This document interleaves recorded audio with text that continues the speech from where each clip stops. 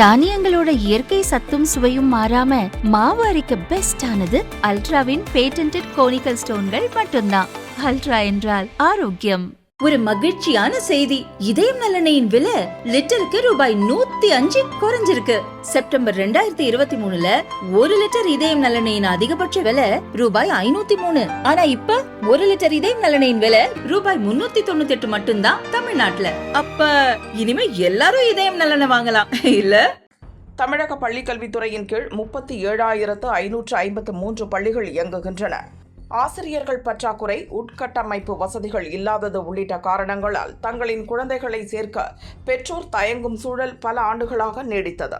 பல பள்ளிகளில் ஒரு வகுப்பில் ஒற்றை இலக்கத்தில் மட்டுமே குழந்தைகள் படிக்கும் நிலை ஏற்பட்டது. பள்ளிகள் இணைப்பு, ஆசிரியர்கள் இடமாற்றம் உள்ளிட்ட நடவடிக்கைகளை பள்ளி கல்வித்துறை எடுத்தது.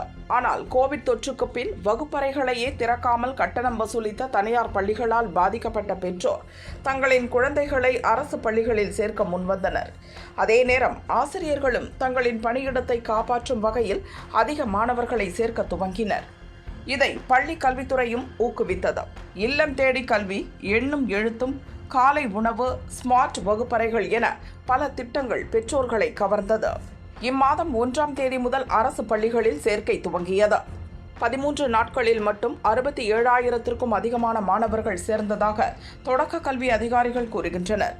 மாணவர்கள் பெற்றோரிடம் விழிப்புணர்வு ஏற்படுத்தி புதிதாக 5 லட்சம் மாணவர்களை அரசு பள்ளிகளில் சேர்க்க திட்டமிடப்பட்டுள்ளதாக அதிகாரிகள் கூறினர்.